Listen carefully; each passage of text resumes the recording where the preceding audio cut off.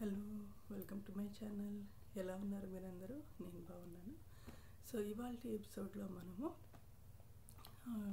శ్రీ మహావిష్ణువు 4వ అవతారమైన నారసింహ అవతారం గురించి చెప్పుకుందాము. సో లాస్ట్ ఎపిసోడ్స్లో మనము ఫస్ట్, సెకండ్, థర్డ్ అవతారాలైన మత్స్య అవతారం, కుర్మ అవతారం, వరాహ అవతారం గురించి చెప్పుకున్నాం కదా. సో ఈరోజు వచ్చేసి మనం నరసింహ అవతారం గురించి చెప్పుకుందాము. ఈ అవతారం గురించి మనకి 17 పురాణాల్లో చెప్పబడి ఉంది. భాగవత పురాణం, విష్ణు పురాణం మరియు నరసింహ పురాణం, అలా అన్ని పురాణాల్లో చెప్పబడి ఉంది. అయితే ఏంటి కథ? ఈ అవతారం ఎత్తడానికి కథ ఏంటి అంటే, మనం లాస్ట్ ఎపిసోడ్లో చెప్పుకున్నాం కదా, జయ విజయులు హిరణ్యాక్షుడు హిరణ్యకశిపుడు రూపంలో, రాక్షసుల రూపంలో జన్మ ఎత్తుతారు.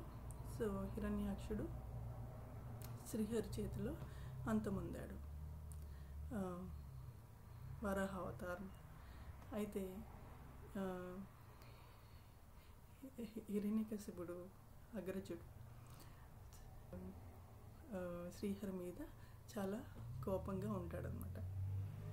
ఎవరైతే శ్రీహరి భక్తులు ఉంటారో వాళ్ళందరినీ హతమారుస్తూ ఉంటాడు తన రాజ్యంలో. అయితే తన కొడుకు పేరు ప్రహ్లాదుడు. ప్రహ్లాదుడు కూడా ఎప్పుడు శ్రీహరి నామస్మరణే చేస్తూ ఉంటాడు. అయితే ఈ అవతారం ఎత్తడానికి, శ్రీహరి మహావిష్ణువు నరసింహ అవతారం ఎత్తడానికి అసలు కారణం ఏంటి? హిరణ్యకశిపుడు ఘోరమైన తపస్సు చేసి, బ్రహ్మకే ఘోరమైన తపస్సు చేసి వరాన్ని పొందుతాడు. ఏమని? తనకి మరణం ఉండకూడదని. ఏమేమి కండిషన్స్ పెడతాడు? పగలు కానీ రాత్రి కానీ, ఇంటి లోపల ఇంటి బయట ఎవరింట్లో కానీ, అలాగే మానవులతో కానీ, జంతువులతో కానీ, దేవతలతో కానీ, యక్ష కిన్నర కింపురుష ఎవరి వల్ల కూడా తనకి మరణము సంభవించకూడదు.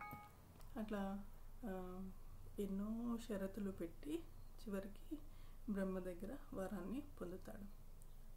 అయితే ప్రహ్లాదుడు ఎప్పుడు చూసినా శ్రీహరి నామస్మరణే చేస్తూ ఉంటాడు కదా. అప్పుడు హిరణ్యకశిపుడికి పట్టరాని అంతులేని కోపం వచ్చేస్తుంది.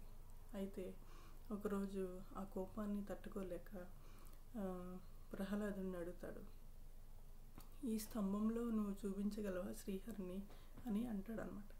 అప్పుడు ప్రహ్లాదుడు, ఇందుగలడని అందులేడని సందేహం అవ్వలదు, ఎందెందు వెతికినా అందందే కలడు అని చెప్తాడు. అప్పుడు ఆ స్తంభాన్ని తన గద తీసుకుని పగలగొట్టంగానే ఉగ్ర నరసింహుడై శ్రీహరి శ్రీ మహావిష్ణువు కింద మనుష్య రూపము, పైన సింహం తలతో ఉగ్ర రూపం దాల్చి నరసింహ అవతారం ఎత్తి, అప్పుడు హిరణ్యకశిపుణ్ణి తీసుకుని ఎప్పుడైతే సంధ్యవేళ ఉంటుందో అప్పుడు ఆ సమయంలో, తర్వాత గడప మీద తన తొడ మీద అతన్ని పడుకుండబెట్టి చీల్చి, పేగులు పొట్ట చీల్చి చెండాడి అతని మరణాన్ని గావిస్తాడు. హిరణ్యకశిపుడు ఎలా అయితే శ్రీహరి భక్తులని హతమారుస్తున్నాడో, సో ధర్మ సంస్థాపనం అర్థమై శ్రీహరి నరసింహ అవతారం ఎత్తి ధర్మ సంస్థాపనాన్ని గావిస్తాడనమాట. సో ఈ రాక్షస జన్మ వల్ల హిరణ్యకశిపుడు శ్రీహరి చేతిలో, నరసింహ అవతారం ఎత్తిన శ్రీహరి చేతిలో మరణించి, మరణమును పొంది మోక్షాన్ని పొందుతాడనమాట. సో అలా నరసింహ అవతారంలో హిరణ్యకశిపుడికి అంతము లభిస్తుంది. సో ఇదండి నరసింహ అవతారం విశేషాలు. మనం నెక్స్ట్ ఎపిసోడ్లో ఇంకో అవతారంతో చెప్పుకోవటానికి కలుద్దాము. తప్పకుండా ఈ వీడియోని చూడండి. మీకు నచ్చితే లైక్ చేయండి, షేర్ చేయండి, సబ్స్క్రైబ్ చేయండి. మరి నెక్స్ట్ ఎపిసోడ్లో కలుద్దామా? Thank you. Bye bye.